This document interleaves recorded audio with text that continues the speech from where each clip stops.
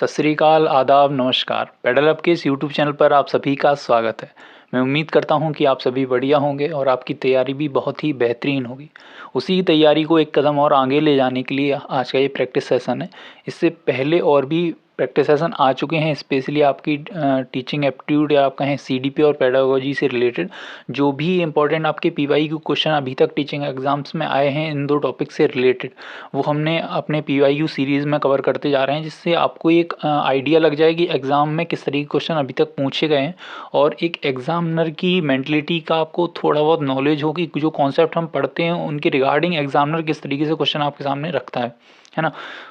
क्योंकि जो क्वेश्चन आपके सामने आते हैं वो होते कॉन्सेप्ट से रिलेटेड ही हैं, बट इस तरीके से उनको प्रेजेंट किया जाता है कि आप थोड़े उनमें कन्फ्यूज कहीं ना कहीं एक स्टेट में आ जाते हैं, जिससे उनको गलत आंसर टिक करने की संभावना जो है वो बढ़ जाती है। तो इनके एनालिसिस से या इनको एनालाइज करके हम यही जानेंगे कि किस तरीके से जो कॉन्सेप्ट हमने पढ़ रखा है उसकी क्लियर अंडरस्टैंडिंग के साथ एग्ज़ाम में क्वेश्चनों को अटैम्प्ट करें। तो इसके इस सीरीज़ में आपके पार्ट 1, पार्ट 2, पार्ट 3 आ चुके हैं। अगर आपने वो नहीं देखे तो आप ज़रूर देखिएगा, उनकी लिंक आपको नीचे डिस्क्रिप्शन बॉक्स में मिल जाएगी। साथ ही साथ आज का जो प्रैक्टिस सेशन है वो इस मायने में बहुत ज़्यादा इंपॉर्टेंट हो जाता है क्योंकि आज जो प्रैक्टिस सेशन में जिस टॉपिक को हम कवर करेंगे वो हमारा पेडागोजी का है और वो भी उसमें भी हम ईवीएस पेडागोजी के इंपॉर्टेंट क्वेश्चन को कवर अप करेंगे जो आपके पीवाईक्यू क्वेश्चंस के तौर पे आपको देखने को मिले। ये प्रैक्टिस सेशन आपका सब्जेक्ट पेडागोजी से रिलेटेड आप मान सकते हैं और ये पूरी आपकी सीरीज है, इससे आपको एक बहुत काफ़ी अच्छा आइडिया लग जाएगा। और अगर आप इसको कंटिन्यू देख रहे हैं तो आप खुद में एक इम्प्रूवमेंट, खुद में वो चीज़ अनुभव कर रहे होंगे। बाकी जो लोग नए जुड़े हैं उनके लिए मैं पहले ही बता चाहूँ, ये पार्ट 4 है। अगर पिछले के 3 पार्ट आपने नहीं देखे तो आप ज़रूर देखिएगा। बढ़ते हैं आज के क्वेश्चंस की, और उससे पहले अगर आपने सारे क्वेश्चंस या और भी प्रैक्टिस सेशन अटेंड किए हैं और आपकी कोई क्वेरी या पीडीएफ रिगार्डिंग आपको चाहिए इन क्वेश्चंस की पीडीएफ, तो आपको पेडल ऑफिशियल चैनल पर मिल जाएगा। इसको आप ये क्यूआर कोड के स्कैन के थ्रू ज्वाइन कर सकते हैं, अदरवाइज आपको इन दोनों की लिंक आपको डिस्क्रिप्शन बॉक्स में मिल जाएगी। सीधा क्वेश्चनों पे बात करते हैं विदाउट वेस्टिंग अवर टाइम। तो फर्स्ट क्वेश्चन कहता है which of the following components must essentially be incorporated while structuring the EVS curriculum. यहाँ में हो सकता है आपको ये लगे कि इंग्लिश में क्वेश्चन है, बट जो क्वेश्चन है वो आपको दोनों लैंग्वेज में मिलेंगे, बाइलिंगुअल। बट यहाँ क्या स्क्रीन पे आपको एक ही समय में एक लैंग्वेज में, जो लेंदी क्वेश्चन है वो एक समय में एक लैंग्वेज में ही दिखना पॉसिबल होगा। अब बाद में जब पीडीएफ इसकी टेलीग्राम चैनल से लेंगे तो आपको उसमें दोनों बाइलिंगुअल में मिल जाएंगे, इससे आपको पढ़ने में आसानी होगी। क्वेश्चन की बात करें, क्योंकि मैं हिंदी में एक्सप्लेन आपको कर दूंगा अगर आपको कोई दिक्कत है, कि विच of the following component must essentially be incorporated while structuring the EVS curriculum. तो आपको ये बताना है जो अब हम ईवीएस करिकुलम को बनाते हैं तो उसमें सबसे ज़्यादा इसेंशियली कौन सा पार्ट होता है, इसको हमें अपने माइंड में रख के वो चीज़ डिज़ाइन करनी पड़ेगी, उसको स्ट्रक्चर करना पड़ेगा। An explanation of major concept with example, मतलब जो मेजर कंसेप्ट्स हैं आपके उनको एग्जाम्पल्स के साथ एक्सप्लेन करना, या क्वेश्चंस आपको ऐसे डालने पड़ेंगे जो कहीं ना कहीं बच्चे की नेचुरल क्यूरियोसिटी से रिलेटेड करते हो, या उन्हें कहीं ना कहीं उसकी जो भी आप नॉलेज करिकुलम में डालेंगे उसको बच्चे की रियल लाइफ से कनेक्ट करके डालना पड़ेगा आपको, या जो भी आप इनकॉर्पोरेट करेंगे वो बच्चे की सोशल और जो कल्चरल डाइवर्सिटी है उसको शामिल करके आपको देखना पड़ेगा। साथ ही साथ या जो एक्टिविटी या रिसोर्स आप प्लान कर रहे होंगे बच्चे की लर्निंग के लिए, उनमें कहीं ना कहीं मेजर कॉन्सेप्ट ही शामिल होने चाहिए।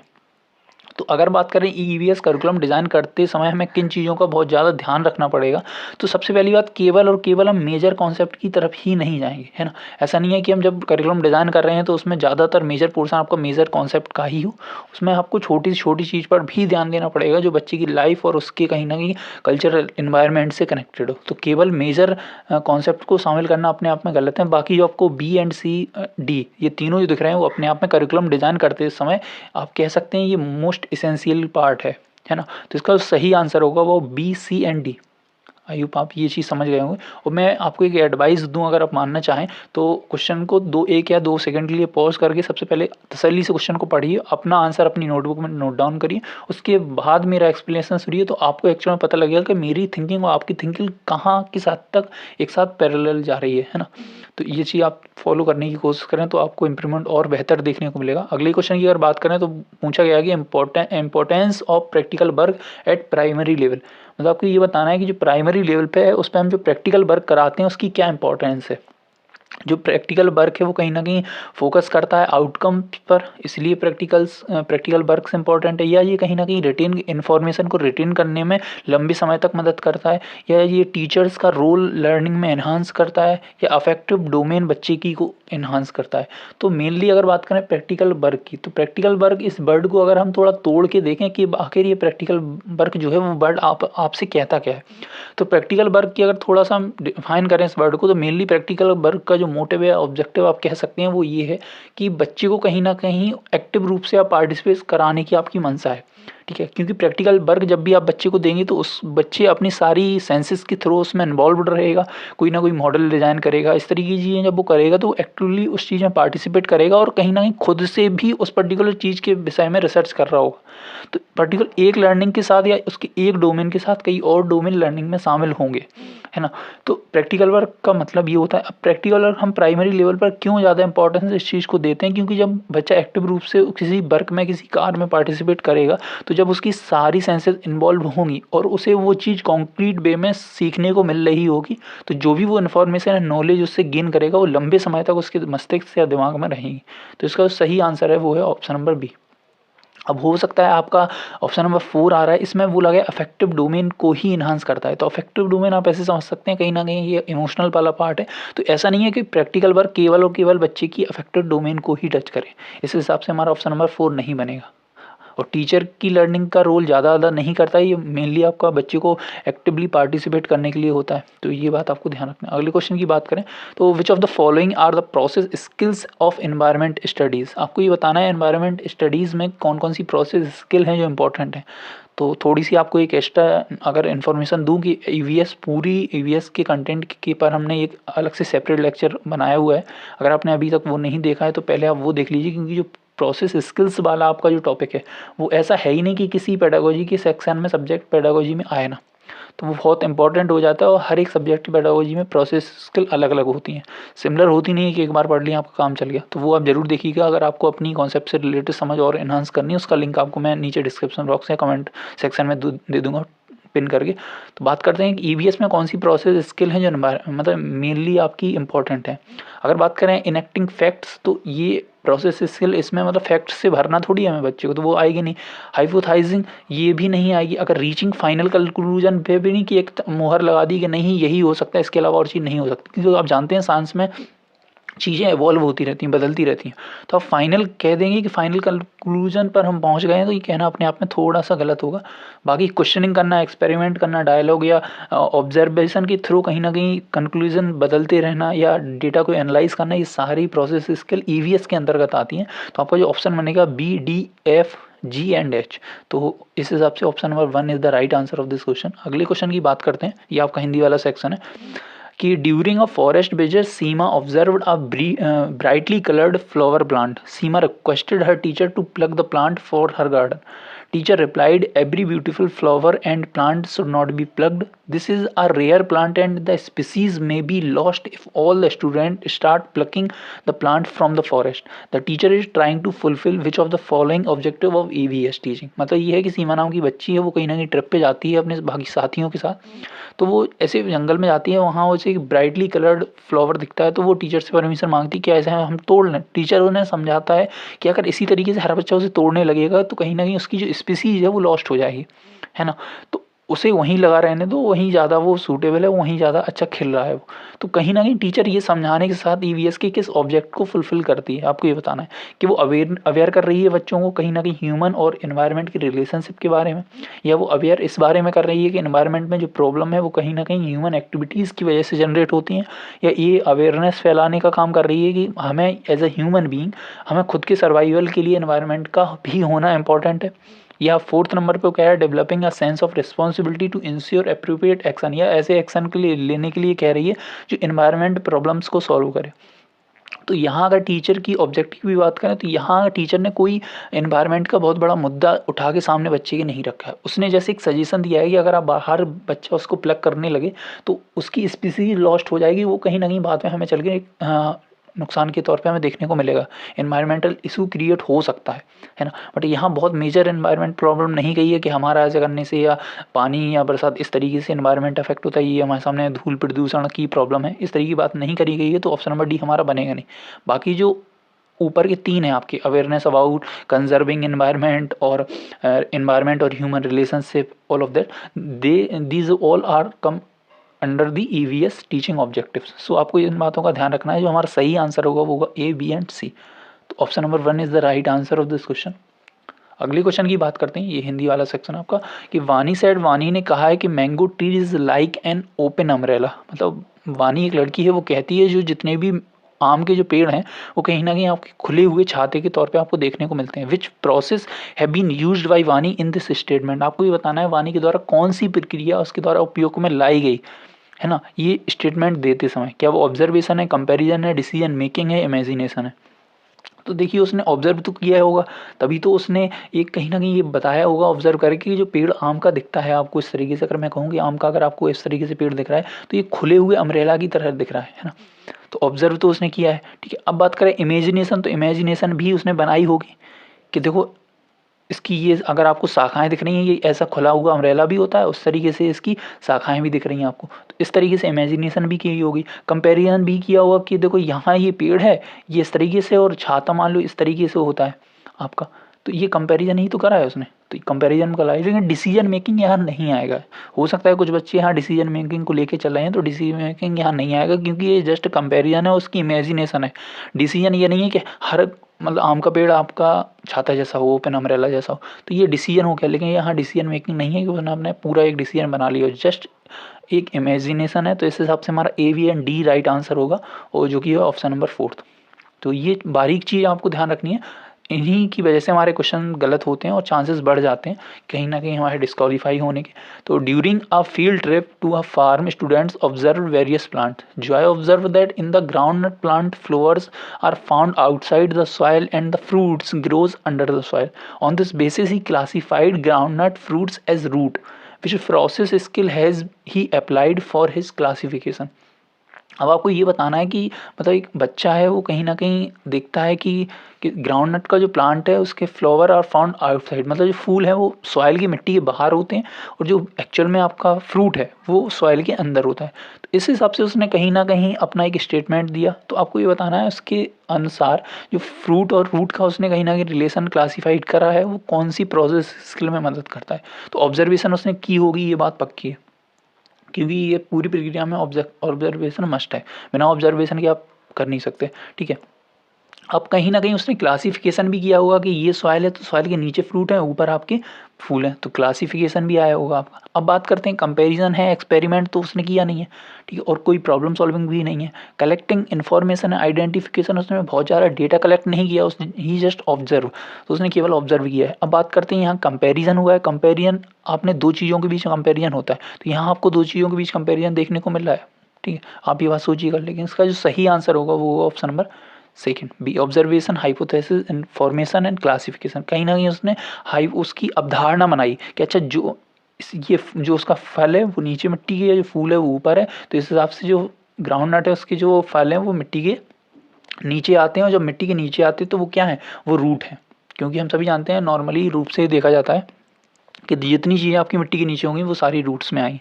तो इस हिसाब से उसने अपना एक क्लासिफिकेशन दे दिया ऑब्जर्वेशन और हाई अवधारणा को बना के, ठीक है। तो इस हिसाब से जो आंसर होगा वो ऑप्शन नंबर बी होगा। और इसमें हिंदी वाले में अगर मैं टिक करना चाहूँ तो ऑप्शन नंबर बी, मतलब परिकल्पना उसने निर्माण करी, वर्गीकरण करा और अवलोकन करा, ठीक है। अगला क्वेश्चन कहता है कि फील्ड ट्रिप असरसर और रीजनिंग का क्वेश्चन है कि field trips are an effective pedagogical strategy in EVS। मतलब EVS अगर आप पढ़ा रहे हैं तो फील्ड ट्रिप आपके लिए बहुत अच्छा एक कहीं ना कहीं शिक्षा शास्त्र का एक साधन हो सकता है। और रीज़न कहता है कि field trips promote memorisation of objective events and places, कि मतलब जो क्षेत्र यात्राएं हम बच्चों को कराते हैं उनसे कहीं ना कहीं वस्तु, स्थान, घटनाओं की बच्चों के अंदर जो याद करने की क्षमता है वो बढ़ जाती है उनसे रिलेटेड। तो देखिए अगर मैं बात करूँ, अब पहले अगर आप 1 सेकंड 2 सेकंड का पॉज लेके अपना आंसर देना चाहें तो आप ज़रूर दीजिएगा, और अगर चाहें तो कमेंट बॉक्स में भी दें तो और अच्छा लगता है कि आप भी कहीं ना कहीं एक्टिव रूप से पार्टिसिपेट कर रहे हैं इस प्रैक्टिस सेशन में। तो यहाँ अगर बात करें तो आपके जो बोथ A एंड R हैं वो ट्रू हैं, और R is the correct explanation of A है।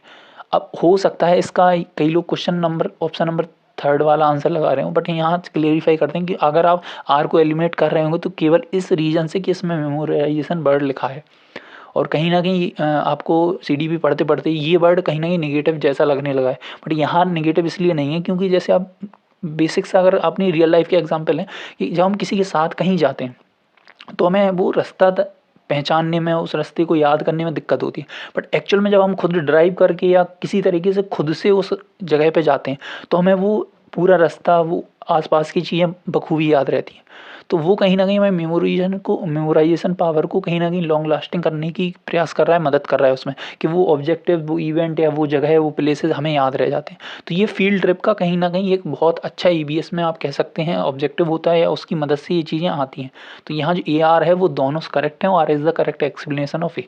इसलिए अगर आपको और कोई ऑप्शन लगता है तो आप एक्सप्लेनेशन अपना जरूर दें, ताकि एक्सप्लेनेशन दे के कोई चीज़ जब आप रखेंगे तो वो ज़्यादा क्लियर होगी आपको भी और हमें भी। अगला क्वेश्चन कहता है कि plants and animals have consciously been included. मतलब आप सभी जानते हैं कि हम प्लांट्स और एनिमल को इंक्लूड करते हैं अपने सराउंडिंग में, अपने एनवायरनमेंट में। तो क्यों करते हैं, कॉन्शियसली इंक्लूडेड क्यों करते हैं? Under the theme of family and friend to highlight how humans share are close. मतलब आप ये बताओ, जो फैमिली एंड फ्रेंड में हम उन्हें इंक्लूड करते हैं वो इसलिए करते हैं क्योंकि हम उन्हें बताना चाहते हैं कि कैसे ह्यूमंस शेयर करते हैं आपस में चीज़ों को। रिलेशनशिप बताने का प्रयास करते हैं कहीं ना कहीं होलिस्टिक और इंटीग्रेटेड साइंटिफिक मेथड से। ठीक है, कि हम कैसे अपनी चीज़ों को एक दूसरे से एकीकृत रूप से चलाने की कोशिश करते हैं। Locate them in social and cultural context. तो कहीं ना कहीं हम उन्हें अपने सामाजिक और सांस्कृतिक परिवेश में कनेक्ट करने की कोशिश करते हैं। Enable learners to make distinct between plants and animal.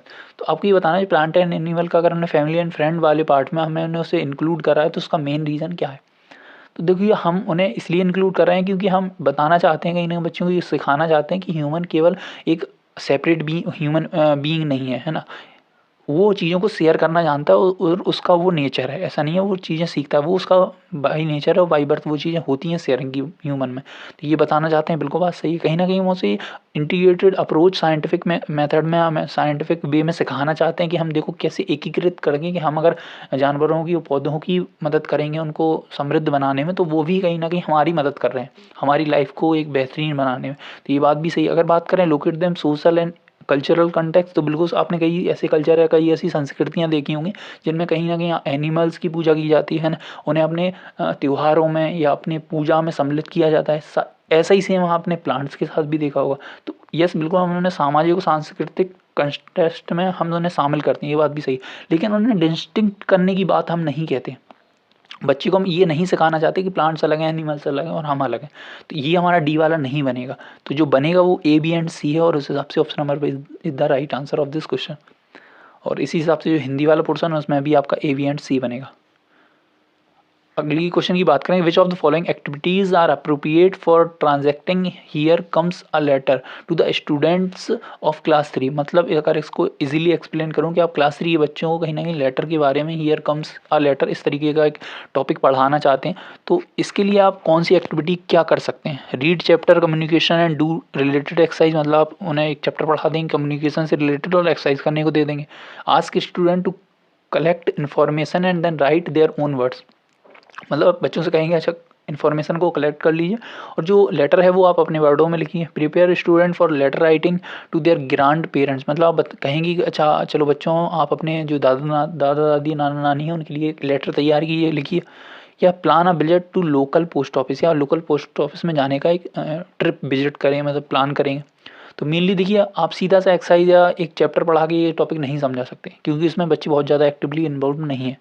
Information आप उन्हें कहीं ना कहीं इन्फॉर्मेशन का एक भंडार बनाने की कोशिश कर रहे हैं, तो वो भी सही नहीं है। मेनली आप क्या करेंगे, उन्हें एक्टिविटी देंगे कि अच्छा आप खुद लेटर लिखो अपने ग्रैंड पेरेंट्स के लिए।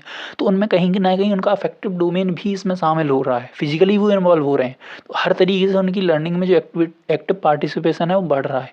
ये बहुत अच्छा है। ट्रिप भी प्लान कर सकते हैं। अभी हमने पीछे पढ़ा है कि ईवीएस में जो ट्रिप है वो कह सकते हैं most essential part of EVS learning है। तो C and D both is the right answer of this question. अगला क्वेश्चन आपका है कि इन पेरेंट टीचर्स मीटिंग, मतलब आपके स्कूल में पीटीआर जो पेरेंट टीचर मीटिंग होती है, ठीक है, सॉरी पेरेंट टीचिंग पीटीएम होती है, जो क्लास 3 में एक बच्चा है उसकी कहीं ना कहीं कंप्लेन आती है कि वो अपने कहीं लंच नहीं कर रहा है, ठीक है, और जो लंच है वो डस्टबिन में फेंक दे रहा है। तो तो आपके पास एज ए ईवीएस टीचर आपके पास जब ये कंप्लेन आ रही है तो आप क्या करेंगे? Children should appropriate the effort of the person cooking food, मतलब कहीं ना कहीं आप बताएंगे कि कैसे कोई जो पर्सन है वो खाना बनाने में कितनी मेहनत करता है बच्चों को, या उन्हें ये बताएंगे कि अपने पेरेंट्स के सामने अपनी प्रेफरेंस रखें कि उन्हें क्या खाना चाहिए, जिससे वो फेंके ना, उस चीज़ को खा लें, क्योंकि जब वो अपनी मर्जी का खाना बनवाएंगे तो वो फेंकने की बजाय उसको खा लेंगे क्योंकि उन्हें वो पसंद है। या फिर कहीं ना कहीं उन्हें ये चीज़ सिखाने की कोशिश करेंगे कि जो फार्मर्स हैं वो कितना हार्ड वर्क करते हैं किसी एक प्लांट या किसी फूड को उगाने में, ठीक है। या आप ये बताएंगे कि अच्छा हमें तो खाना मिल रहा है बट कुछ ऐसे भी बच्चे हैं जिनको खाना ही नहीं मिल रहा है, तो अगर हम खाने की डिसरिस्पेक्ट करेंगे, उसे फेंकेंगे, उसे बर्बाद करेंगे, तो कहीं ना कहीं हम उन लोगों के साथ कहीं ना कहीं एक अलग तरीके का व्यवहार करें क्योंकि उन्हें खाना मिल नहीं रहा, जो चीज़ हमें मिल रही है उसको हम बर्बाद कर रहे हैं। तो इस तरीके को सिखाने की कोशिश करेंगे। तो आपके अनुसार इनमें से कौन सा शामिल हो सकता है? एज एन ईवीएस टीचर आप क्या कर सकते हैं? तो मेनली अगर बात करें कि आप जो खाना बनाता है पर्सन उसके कितने एफर्ट लगते हैं, ये बच्चों को बताएंगे? बिल्कुल बताएंगे। अब हो सकता है इसका ऑप्शन नंबर बी आप कुछ लोग ले रहे हो, उसमें शामिल कर रहे हो, ठीक है। वो शामिल क्यों नहीं होगा इस पे ज़रा थोड़ा डिस्कस कर लेते हैं, क्योंकि देखिए बच्चे अपना प्रेफरेंस रखें, बिल्कुल बात सही रखनी भी चाहिए, क्योंकि हम कहते हैं चाइल्ड सेंटर्ड हमारी लर्निंग होनी चाहिए। तो बच्चों को एक मौका देना चाहिए कि वो अपनी प्रेफरेंस रखें खाना बनवाने से, कि जो वो उन्हें जो पसंद है वही माता पिता को कहें। लेकिन आज के मॉडर्न डे में आप ये ज़रा सोचिए कि बच्चे की जो पहली प्रेफरेंस है खुद के खाने के लिए वो क्या है, ठीक है। वो ऐसा खाना है जो कहीं ना कहीं हेल्थ वाइज उन्हें बहुत ज़्यादा हार्म करेगा।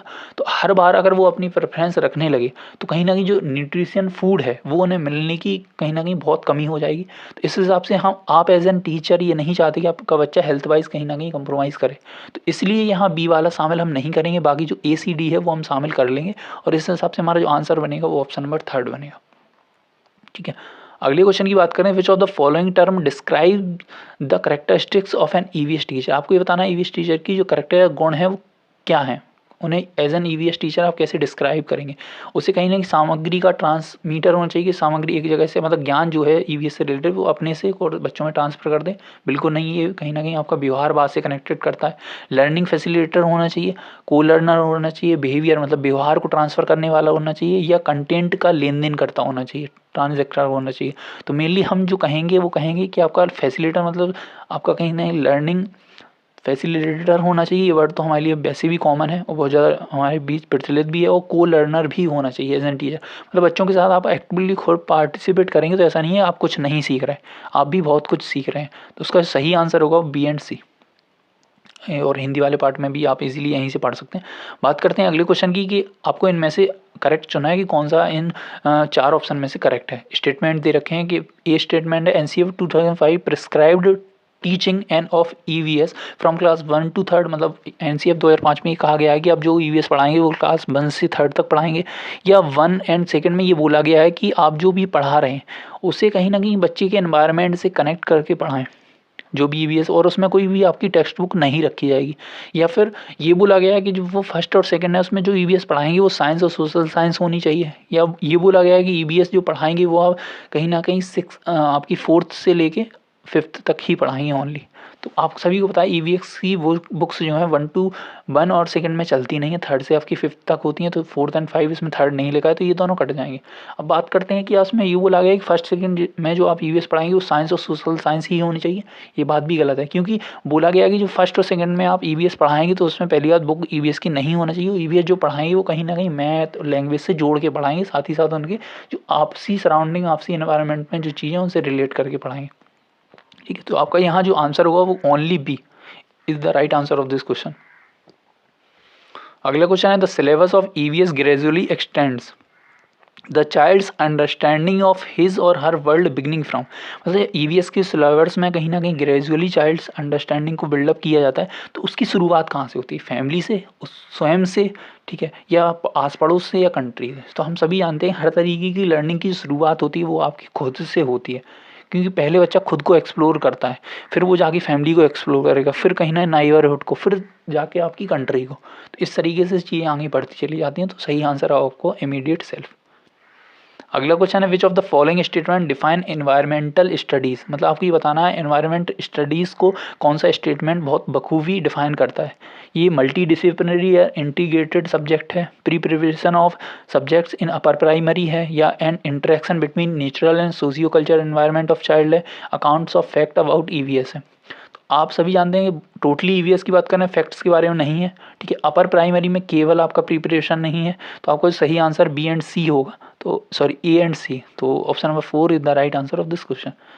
मुझे नहीं लगता इसमें ज़्यादा, क्योंकि मल्टी डिसिप्लिनरी और इंटीग्रेटर आप सभी जानते हैं जो ईवीएस हम पढ़ाते हैं उसको केवल और केवल एक ही पर्टिकुलर टॉपिक से कनेक्ट है। वाटर हम पढ़ा रहे हैं तो ऐसा नहीं है वाटर का केवल ऊपर ऊपर ऐसा टच कर रहे हैं, उसमें वाटर का अगर सोशल वाला पार्ट होगा वो भी टच करेंगे, साइंस वाला पार्ट होगा वो भी टच करेंगे, ठीक है। अगर उसमें मैथ का आपको जैसे जो इक्वेशन वगैरह, अगर पहली बात तो इतना हार्ड बच्चे को उस लेवल पर नहीं पढ़ाएंगे, बट बेसिक जैसे पानी की से क्या क्या संसाधन हम यूज करते हैं, पानी से क्या क्या चीज़ें बनाई जा सकती हैं, इनका बेसिक ज्ञान जो बच्चे के एनवायरनमेंट में सराउंडिंग में है वो तो हम दे ही सकते हैं। तो उसके लिए आपको कहीं ना कहीं विभिन्न सब्जेक्ट को टच करना पड़ेगा, उनकी सीमा के अंदर जाना पड़ेगा और उनको साथ लेकर एकीकृत करके ही चलना पड़ेगा।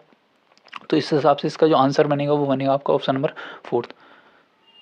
अगला क्वेश्चन है which of the following statement are the objectives of EVS. आपको ये बताना है ईवीएस के क्या ऑब्जेक्टिव है, हम क्यों ईवीएस बच्चों को पढ़ाते हैं, ठीक है। क्या इसका ऑब्जेक्टिव केवल उनको इन्फॉर्मेशन डेफिनेशन देना है, या सेंसिटिविटी डेवलप करना है करंट एनवायरनमेंट इशू से रिलेटेड, या उनमें कहीं ना कहीं generate situation to interact with environment, मतलब हम ये ऐसी सिचुएशन बनाएंगे कि बच्चे एनवायरनमेंट से कहीं ना कहीं इंटरेक्ट करें, ठीक है। या to develop the efficiency to remove the environmental problems, क्या मतलब कहीं ना कहीं ऐसी क्षमता उनमें विकसित करेंगी जो एनवायरमेंटल प्रॉब्लम जो चल रही हैं उन्हें बच्चे आगे चल के रिमूव करें। तो केवल डेफिनेशन पढ़ाना हमारा ऑब्जेक्टिव नहीं है, ये बात आपको ध्यान रखनी है। बाकी अगर बात करें सेंसिटिविटी जनरेट करना एनवायरमेंटल इशू से, बिल्कुल हम आगे कहीं ना कहीं ले जाते हैं कि देखो पानी बर्बाद नहीं करना चाहिए, तो कहीं ना कहीं एक सेंसिटिविटी हम उनके अंदर इम्प्लांट कर रहे हैं, ठीक है। और कहीं ना इंटरेक्शन हम बढ़ावा देते हैं एनवायरनमेंट से, बात सही है आपकी। और कहीं ना कहीं हम इतना सब कर देंगे तो हमें उन्हें दक्ष बनाना चाहते हैं कि वो आगे चल कर एनवायरनमेंट में जो आ रही प्रॉब्लम है उनका सॉल्यूशन भी वो निकालें अपने क्रिएटिव माइंडसेट से या क्रिटिकल थिंकिंग से।